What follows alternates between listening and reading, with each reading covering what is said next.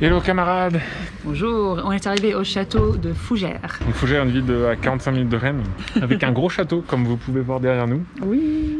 Et des gros remparts. Rien que ça, c'est très impressionnant. Ouais. Je pense que l'intérieur, ça va être très impressionnant aussi. Vous allez voir les portes aussi, elles sont magnifiques à ce qui paraît, massifs. Donc voilà, on va visiter tout ça, suivez-nous.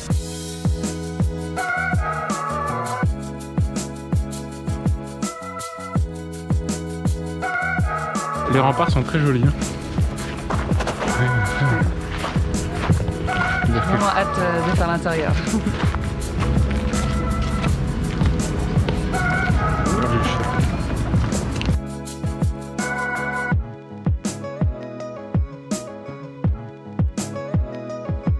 Donc voilà, on peut faire ça. Alors, on va commencer dans le sujet par l'explication de la première tour dans laquelle vous vous trouvez, qui aujourd'hui, ma foi, est une tour tout à fait accueillante.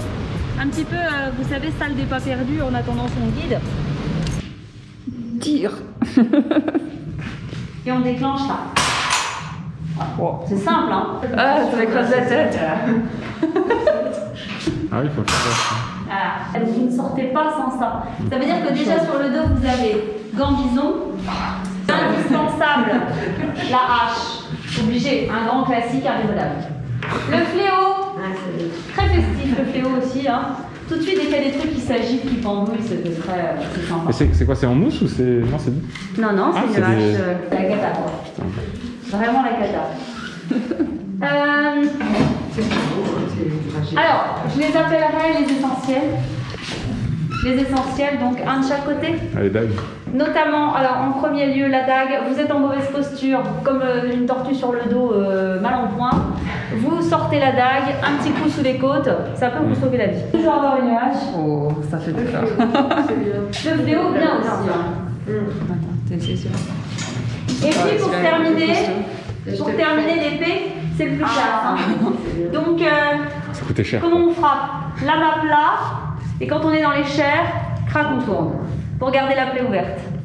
15 kilos, c'est pas... Alors, le responsable du château, il met le Aubert assez régulièrement, il l'enfile tout seul comme ça, mais bon, faut avoir un peu l'habitude pour. Hein. Ah, attends, t'as besoin d'aide? Non, bah normalement, faut le laisser faire. Normalement, je veux dire, un bonhomme le met tout seul. Donc, c'est pour l'enlever. Là, il y a besoin d'une princesse pour l'enlever après à la fin. Mais, Ouais, bon. non, la princesse, elle aidera à la fin. Mais... C'est ça, je suis un peu occupée actuellement. Elle, normalement, si on avait une robe, elle s'embête pas. Elle avait une robe, elle est tranquille. Après, vous pouvez l'aider à tirer sur les... Ouais, peut-être. Voilà, donc là, il choisit le look en 1000. C'est très bien le look en 1000. Mais vous pouvez garder le bonnet dessous, hein. Ça sera plus confortable, je pense. Le bonnet... Gardez le petit bonnet qui va avec. Ouais. Parce que c'est fait pour, hein. Ouais, le bonnet gambison, quoi. Voilà. Vous savez, ça va être plus confortable. Après, sinon, il y a le casque à chapelle. Il y a celui-ci qui est très bien, qui protège les côtés du cou aussi, très bien. Avec le masque en plus. Après, c'est vrai que... Ouais. Attends, on lève l'épée un peu. Voilà, ça fait une petite trentaine de kilos. Donc, vous voyez, les mains, tout ça, c'est... Sympa, hein? Tu te sens Voilà, prêt? alors je vais remettre ça dans ma petite malle. Si tout le monde a pris toutes les photos... Merci pour la visite, Ah, vous allez être repérés, là. Ouais, là. Ah oui, bah là... photo. Bah vas-y, prends les photos. Ouais, Oui, mais il y en avait deux sur les deux. Avec la... Voilà. Et maintenant, on va mouliner jusqu'en bas. Et vous allez poursuivre dans l'alignement de la machine.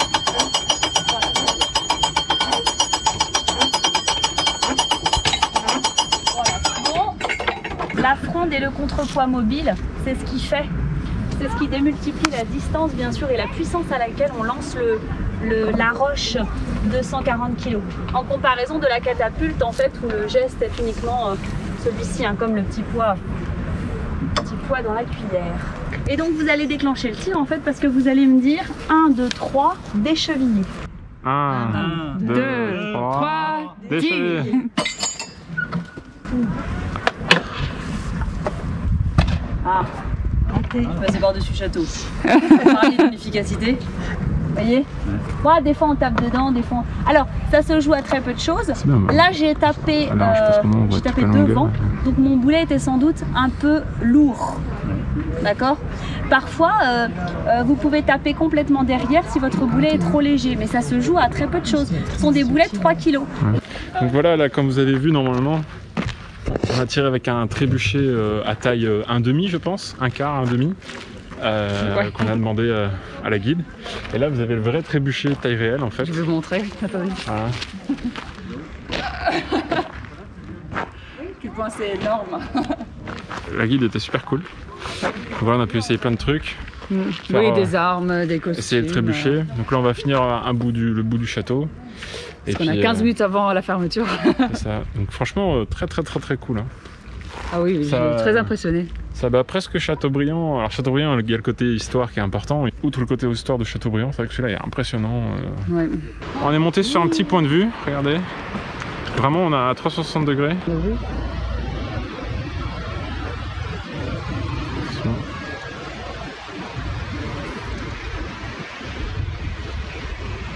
François le Français.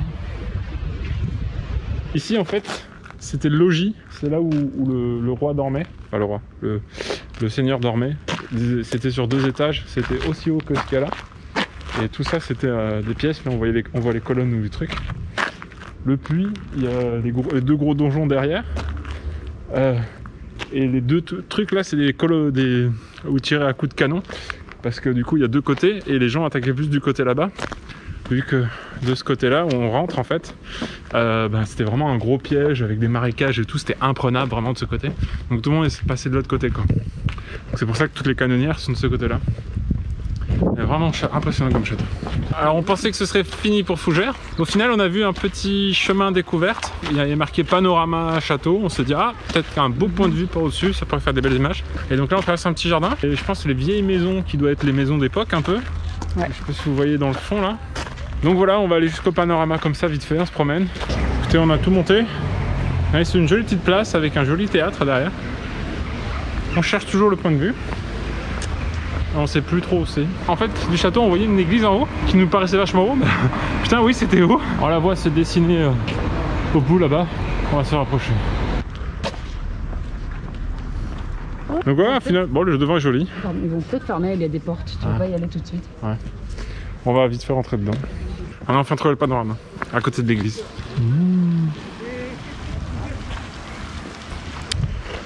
Bon, nous voici arrivés au point de vue.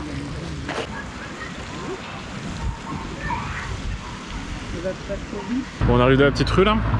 Et on est tombé sur le contrebas là qu'on voyait d'en haut. Très joli. Je sais pas si vous vous souvenez. Il y a quelques minutes pour vous, on était au point de vue là-haut. Très cool.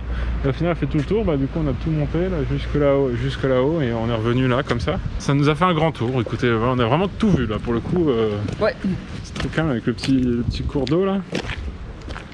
Ouais.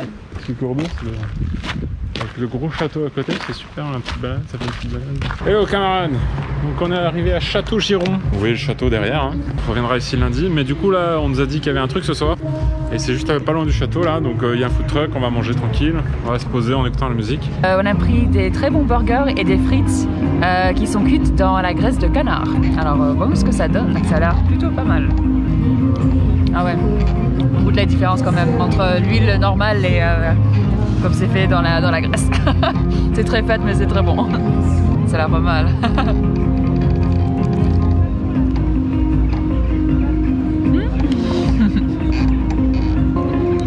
Très bon.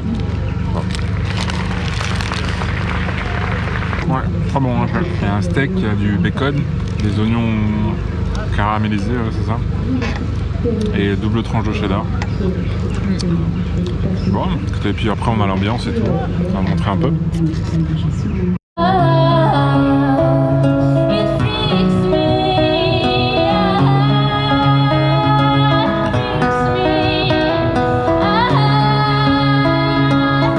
Bon camarades, on va vous dire au revoir, à la prochaine. Fin de la journée pour nous, 21h30. Alors, ouais. Ça peut paraître tôt mais on est debout depuis 7h du matin, donc 8h. Oui. Alors, on est debout depuis 8h. On fait quand même des grosses journées. Oui, c'est ça. On commence très tôt pour faire les musées, même avant les musées ou quoi. On n'arrête pas quoi, donc c'est vraiment, ça fait presque 12 heures intenses. Donc on se couche tôt pour se lever tôt. C'est ça.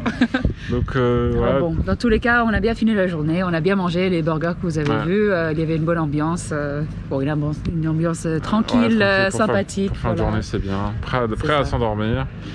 Oui. Et donc voilà, on se rentre fatigué. On se rentre pour faire dodo et puis bah écoutez, on se retrouve dans la prochaine vidéo demain. Et donc demain, ne loupez pas, on a une grosse journée, on part au nord Saint-Malo qui est à la plage pour manger des bons fruits de mer. On va manger des fruits de mer à midi. Donc voilà. Bon, dans tous les cas, passez une bonne soirée. À la prochaine. Salut.